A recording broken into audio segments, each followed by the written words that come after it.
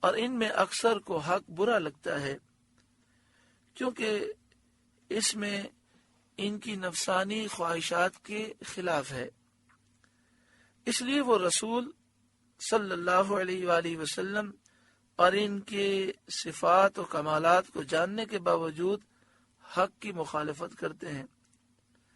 اکثر کی قید سے ثابت ہوتا ہے کہ یہ حال ان میں اکثر لوگوں کو تھا، چنانچہ بعض ان میں ایسے تھے جو حق کو جانتے تھے، حق انہیں برا بھی نہیں لگتا تھا، لیکن وہ اپنی قوم کی خاطر، اپنی قوم کی موافقت یا ان کے طعن و تشنیع کے خوف سے ایمان نہ لائے۔ وَأَكْثَرُهُمْ لِلْحَقِّ كَارِهُونَ، اور ان میں اکثر کو حق برا لگتا ہے۔ وَلَوِ اتَّبَعَ الْحَقُّ أَهْوَاءَهُمْ، اور اگر حق ان کی خواہشوں کی پیروی کرتا۔ حق سے مراد ہے قرآن مجید فرقان حمید۔ اگر قرآن پاک کافروں کی خواہشوں کی پیروی کرتا، یعنی جس طرح کافر چاہتے ہیں اس طرح کے مضامین قرآن میں ہوتے۔ کافر چاہتے ہیں کہ خدا ایک نہ ہو، وہ ایک سے زائد خدا چاہتے ہیں، اللہ کے لیے بیٹا اور بیٹی بیان کی جائے، وہ یہ چاہتے ہیں۔ تو اس میں اگر وہ مضامین مذکور ہوتے جن کی کفار خواہش کرتے ہیں، جیسے کہ چند خدا ہونا، خدا کے بیٹا اور بیٹیاں ہونا وغیرہ کفریات، تو پھر کیا ہوتا؟ لَفَسَدَتِ السَّمَاوَاتُ وَالْأَرْضُ وَمَنْ فِيهِنَّ، تو ضرور آسمان و زمین اور جو کوئی ان میں ہے سب تباہ ہو جاتے، اور تمام عالم کا نظام درم برم ہو جاتا۔ یہ بات یاد رکھیں کہ کائنات کا نظام اس لیے قائم ہے کہ آج بھی اس دنیا میں حق کی آواز گونجتی ہے۔ ظالم، کافر، منافقین، دشمنان اسلام یہ ان مسلمانوں کو ختم کرنا چاہتے ہیں جو حق بات کہتے ہیں۔ انہیں اس بات کا علم نہیں کہ ان نیک مسلمانوں کی وجہ سے تو یہ بچے ہوئے ہیں۔ تو اگر حق بات کا پرچار ختم ہو جائے، پورے عالم کا نظام درم برم ہو جائے۔ ہمیں بھی چاہیے کہ ہم حق بات کا اعلان کریں، حق کا ساتھ دیں، کوئی مانے یا نہ مانے، ہم لوگوں کو گمراہی سے، گناہوں سے، کفر سے باز رہنے کی تلقین کریں۔ ہم بھی اللہ کے عذاب سے بچیں گے اور لوگوں کو بھی مہلت نصیب ہوگی۔ اور جب لوگ حق بات کا پرچار چھوڑ دیں گے تو اللہ کا عذاب آ جائے گا۔ بل اتیناہم بذکرہم، بلکہ ہم تو ان کے پاس وہ چیز لائے جن میں ان کی ناموری ہے، عزت ہے۔ یعنی قرآن مجید فرقان حمید وہ پیاری کتاب ہے جو ان کے پاس آئی ہے، اگر یہ اس پر عمل کریں تو انہیں دونوں جہاں میں عزت نصیب ہو۔ فَهُمْ عَنْ ذِكْرِهِمْ مُعْرِضُونَ، تو وہ اپنی عزت سے ہی منہ پھیرے ہوئے ہیں۔ ام تسألهم خرجا، کیا اے محبوب آپ ان سے کچھ اجرت مانگتے ہیں انہیں ہدایت کرنے اور راہ حق بتانے پر؟ کیا آپ ان سے یہ کہتے ہیں کہ میں تمہیں ہدایت دے رہا ہوں اور سیدھی راہ بتا رہا ہوں اس لیے مجھے اجرت دو؟ ایسا تو نہیں۔ اور یہ کافر کیا حیثیت رکھتے ہیں اور آپ کو وہ کیا دے سکتے ہیں؟ فخراج ربی کا خیر، تو آپ کے رب کا اجر سب سے بھلا ہے۔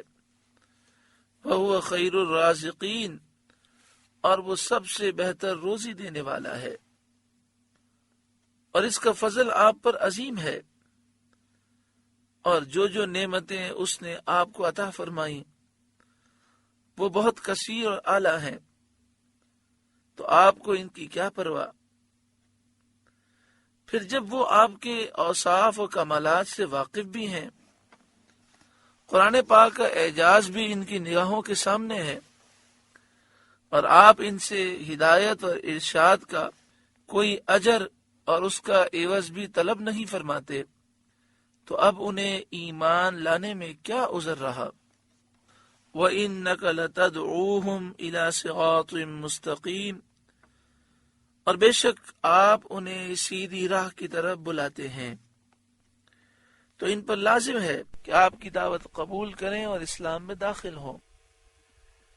وَإِنَّ الَّذِينَ لَا يُؤْمِنُونَ بِالْآخِرَةِ عَنِ الصِّرَاطِ لَنَاكِبُونَ، اور بے شک جو آخرت پر ایمان نہیں لاتے ضرور سیدھی راہ سے کترائے ہوئے ہیں، سیدھی راہ سے وہ ہٹے ہوئے ہیں، یعنی دین حق سے وہ دور ہیں۔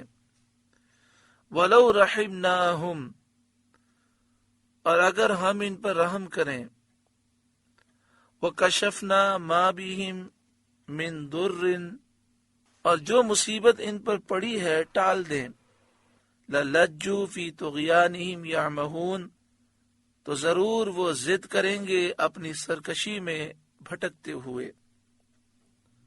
اس آیت کریمہ کے شان نزول یہ ہے کہ جب کافروں نے نبی اکرم صلی اللہ علیہ وآلہ وسلم اور مومنین کو مکہ شریف سے نکال دیا تو ان پر مکے میں قحط سالی مسلط ہوئی، 7 برس قحط سالی رہی، یہاں تک کہ وہ مردہ جانور کھانے پر مجبور ہوئے۔ فرمایا اگر ہم یہ مصیبت ان سے ٹال دیں پھر بھی توبہ نہیں کریں گے بلکہ ضد کریں گے، اپنی سرکشی میں وہ بھٹکتے رہیں گے، یعنی اپنے کفر، عناد اور سرکشی کی طرف لوٹ جائیں گے، اور یہ تملق اور چاپلوسی جاتی رہے گی۔ کیونکہ جب یہ قحط سالی ہوئی تو ابو سفیان قریش کی طرف سے نبی اکرم صلی اللہ علیہ وآلہ وسلم کے پاس آئے اور وہ منت کرنے لگے کہ آپ نے دعا کی تو ہم پر قحط سالی مسلط ہوئی، آپ ہمارے لیے دعا کریں کہ اللہ اس قحط سالی کو دور کرے۔ تو فرمایا کہ جب قحط سالی دور ہوگی تو یہ ان کا انداز بدل جائے گا، اور پھر نبی اکرم صلی اللہ علیہ وآلہ وسلم اور مومنین کی جو دشمنی کا ان کا پرانا انداز ہے اور جو تکبر کا پہلا طریقہ ہے یہ وہی اختیار کریں گے۔ نبی اکرم صلی اللہ علیہ وآلہ وسلم نے دعا فرمائی تو اللہ تعالیٰ نے قحط سالی کی مصیبت ان سے دور فرما دی۔ ابو سفیان بعد میں ایمان لے آئے اور اللہ تبارک و تعالیٰ نے انہیں یہ مقام دیا کہ انہوں نے سچے دل سے اسلام قبول کیا۔ وَلَقَدْ أَخَذْنَاهُمْ بِالْعَذَابِ، اور بے شک ہم نے انہیں عذاب میں پکڑا۔ یہاں عذاب سے مراد قحط سالی ہے یا قتل کا عذاب ہے۔ فَمَسْتَكَانُوا لِرَبِّهِمْ وَمَا يَتَضَرَّعُونَ، تو نہ وہ اپنے رب کے حضور جھکے اور نہ وہ گر گڑائے، انہوں نے اپنے رب سے معافی نہیں مانگی بلکہ سرکشی اور تکبر پر رہے۔ حَتَّى إِذَا فَتَحْنَا عَلَيْهِمْ بَابًا ذَا عَذَابٍ شَدِيدٍ، یہاں تک کہ جب ہم نے ان پر کھولا کسی سخت عذاب کا دروازہ، اذا ہم فیہ مبلسون، تو وہ اب اس میں نا امید پڑے ہیں۔ یہاں سخت عذاب سے کیا مراد ہے؟ تو بعض مفسرین نے فرمایا کہ قحط سالی مراد ہے، بعض نے کہا کہ غزوہ بدر کا موقع مراد ہے جب ان کے 70 بڑے بڑے کافر مارے گئے، 70 گرفتار ہوئے اور باقی ذلیل ہو کر فرار ہوئے۔ بعض نے کہا کہ اس سے مراد موت ہے اور بعض نے کہا قیامت ہے، یعنی جب موت آئے گی، جب قیامت آئے گی تو ان کا سارا غرور خاک میں مل جائے گا۔ سورہ مومنون کا 4واں رکوع مکمل ہوا۔ اللہ رب العالمین اس رکوع کے نور سے ہمارے قلوب کو روشن فرمائے، ہمارے ظاہر و باطن کو منور فرمائے۔